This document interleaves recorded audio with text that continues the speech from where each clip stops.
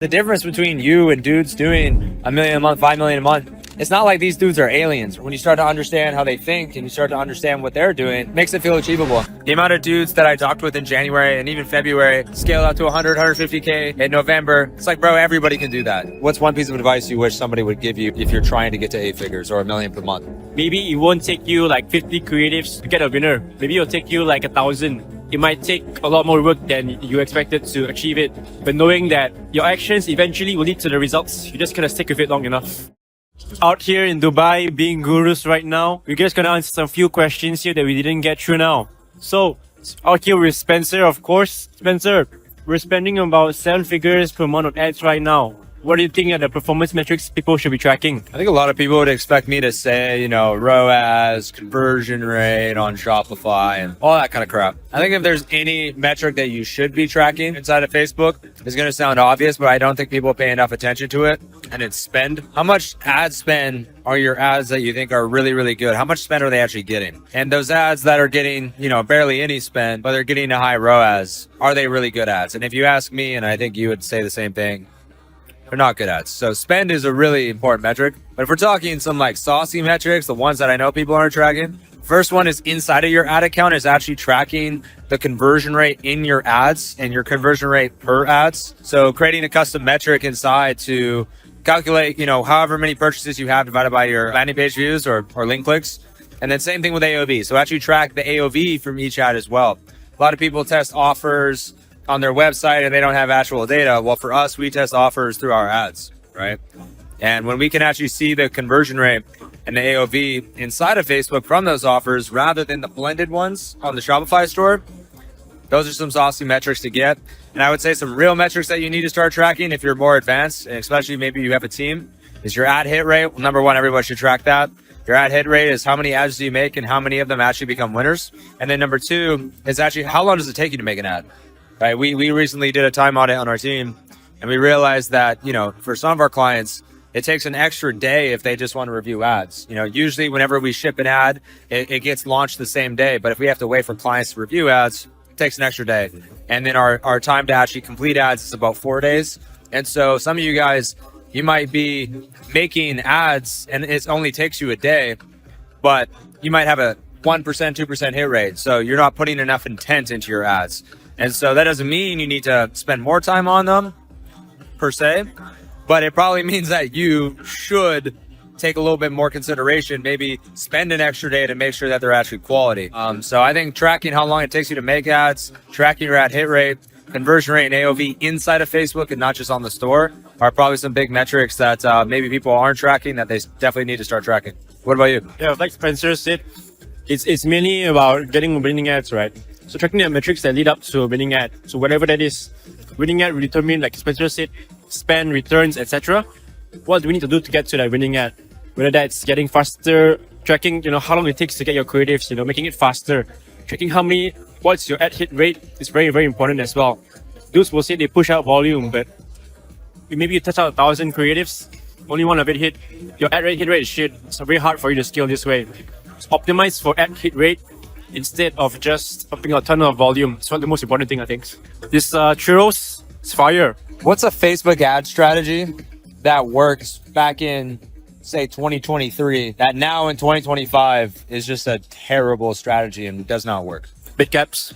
Big caps. Back in the days, bro, there was a method called the bully method. I can't remember the exact name of the guy who used to create it. But basically, it was some bullshit thing. Well, we would put like crazy high budgets, like 100K, 10K, with bits, manual bits. The thing with that method is there's a chance you go to the bathroom, you come back, in a few seconds, it spent that whole 100K. You can get fucked very hard. If you try to do it now, you'll get wrecked. You have the same issue where it spends that much, and you really don't need such complex bidding tools anymore. Facebook is smart enough to know how to allocate your budget the best. Really, the focus is more just creatives now. Letting Facebook figure it out is the best method you can have. Instead of focusing your time on optimizing for this type of other small bidding stuff, your highest leverage is your creative. This way you can actually, take time out of your day, don't be glued to your computer. You step out, your team still creates creatives, you still be scaling. Unless you want to be like a professional day trader. Yeah, I mean, you get glued to the computer 24/7 for like 5% increase in performance. is it really worth it? You're gonna burn out over time. Like it's not gonna be sustainable. You're not gonna be able to scale very far. It's still a strategy that can work, but in 2025, it's not going to work as well. And that's just spam testing creatives. I think if that's your core strategy, you're not going to scale very far. I think there's a place for spam testing creatives where you can use content creators, test them, and see if you can get lucky, basically. But if your entire strategy just revolves around getting lucky, then what kind of a strategy do you have, you know? So I think back in 2023, you could get away with just spam testing creatives, but now it's the best creatives win. And if you're just spamming, hoping for the best, you know, you're going to be one of those dudes on Twitter, you know, asking how everybody's results are. Meanwhile, you know, the dudes doing million plus, 5 million plus a month are going to be lapping you because they're actually making creatives with intent. And so I would say just spamming creatives is a strategy that used to definitely work, but now definitely not going to be as successful.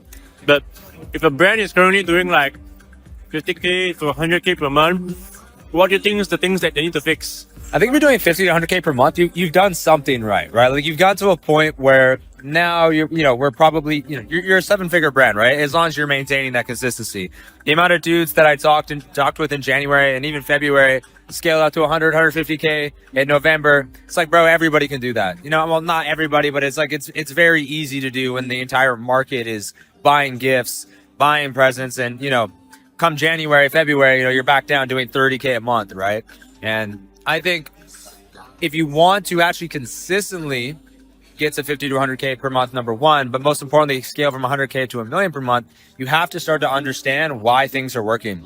Most people, they just don't know why things are working. And I think a good example of this is some of you guys rip creatives, right? You go to Calidata, you go on TikTok, you find somebody, talking about your product, you rip it, and it actually does get you some purchases. I mean, oh man, I've seen brands get to 250K a month plus just ripping creatives, which is number one, not what I'm telling you to do because I think that's stupid.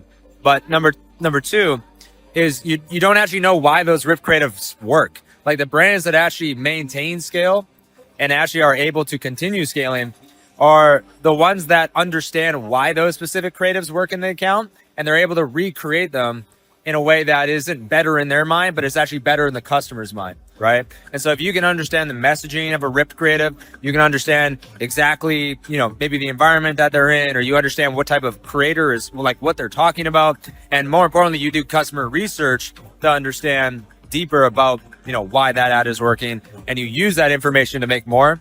That's how you start scaling beyond, because most of you guys that are doing that, again, just like I said previously, you're just kind of getting lucky. And if you're waiting for your competitors to post ads, like, what kind of a strategy is that? So I think the biggest thing I'd say is understanding why things work. If you can start to learn more about why things are working in your ad account, you're going to be doing a lot better. Spencer is missing out on the churros. You're sick. But on my part, from everyone I've seen, like getting to 100K per month, 50K per month, like it's not very, very hard. If you rip some creatives, test enough products, you'll get there eventually. Common advice I give people who want to do 100K a month to $1 million a month, just to move with more intent. Spencer said, figure out what's working, what's not. Instead of just testing things just to test them, you have to figure out what's actually going on. Making sure that each creative you test, each product you test, whatever it is, you have thought process behind it, you have a hypothesis, you actually thought about it before doing it. It sounds very simple, but a lot of the times you guys just testing things just because you thought, why not, right? That's the wrong mentality to have.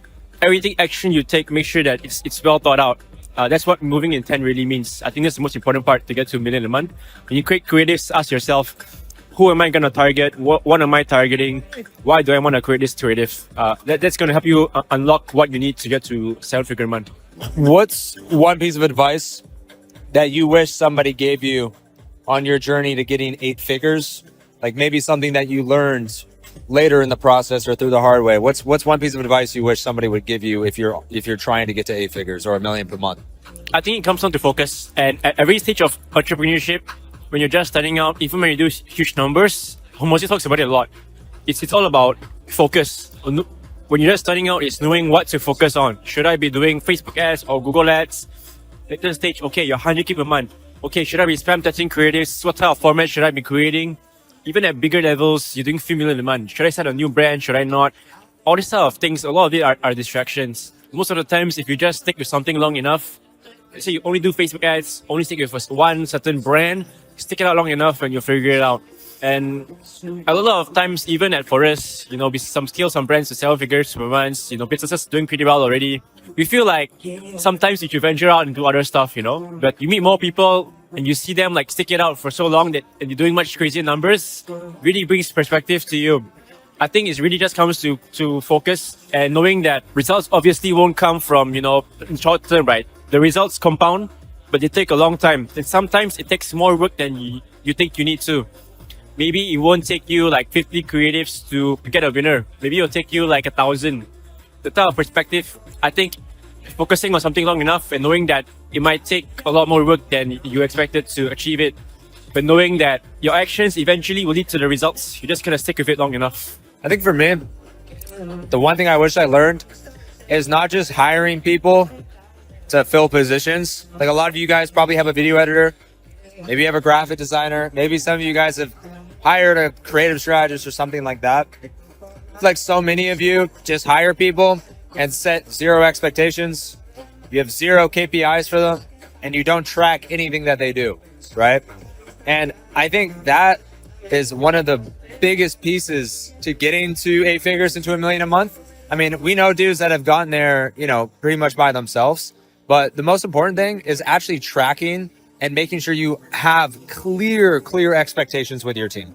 Because if you actually have clear expectations, when you bring somebody on and you say, this is your role, this is exactly what you're going to be doing, here's exactly what we're expecting from you.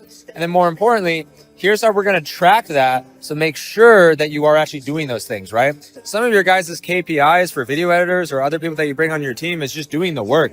Yes, sure. Yet you need them to do the work. Like, yeah, I need you to edit, 2 videos a day or whatever it is.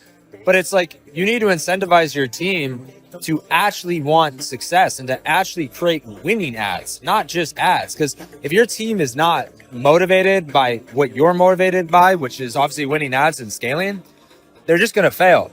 And, we've been through probably at this point, dozens and dozens of people through the agency. We've consulted on people that have hired, tons of people as well. And the most important thing is making sure that you're tracking and you're holding these people accountable and you're setting the right expectations. Because if you just bring someone in to do shit that you don't want to do, it's a great way to stay small. So I'd say my number one piece of advice is make sure you have clear expectations for the people that you bring on. Make sure they're incentivized by what you care about and make sure that you track that to hold them accountable. Spencer, it was a great trip here in Dubai. I think we were here for over a week. You flew 16 hours to get here. How was overall? We met, people doing 7 figures, 10 million a month, etc. But what did you learn the most this whole trip? I think what I learned the most is like you have to constantly be learning and surround yourself with great people. Like being around some of the guys that we were with, it's like it just levels you up, man. It breaks beliefs.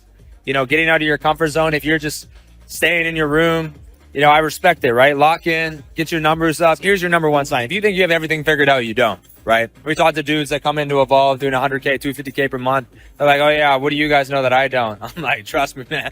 There's a lot for you to learn, right? And I feel that every time I go to these places and meet these people, I get reminded of that every single time. That there's so much to learn. There's so many incredible people out here sharing sauce, and so the energy in person is just different. And I would encourage you, stay locked in, get your work done. Don't use that as an excuse to not do work.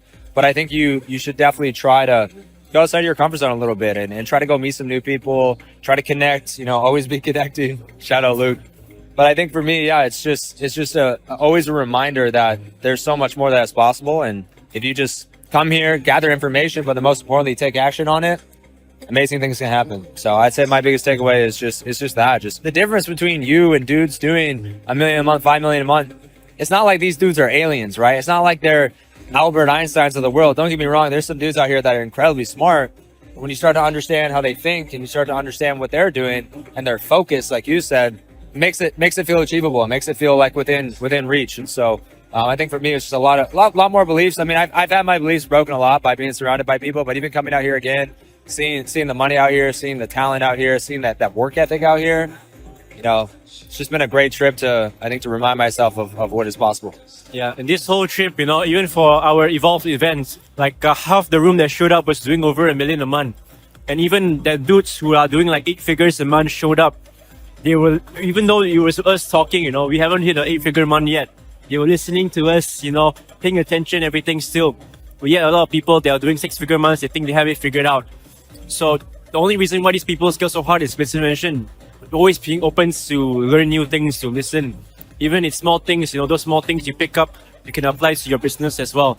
That's the main difference between dudes who are scaling very hard and, maybe where you are right now. So being humble enough to really learn. Besides that, like Spencer said also, a lot of it is limiting beliefs, It's good to come out to Dubai as well. After Q4 you see crazy numbers. You come out here, that dude's doing like millions a day in profit. Dudes who have millions worth in a freaking car plate, bro. You know what wealth really means. End of the day, all of us here are just small fish. But besides that, being surrounded by, good network of people, of friends, everyone involved as well who's doing very well. It's been really incredible. I think any last words to the viewers? Come to Dubai. See you guys at the next event.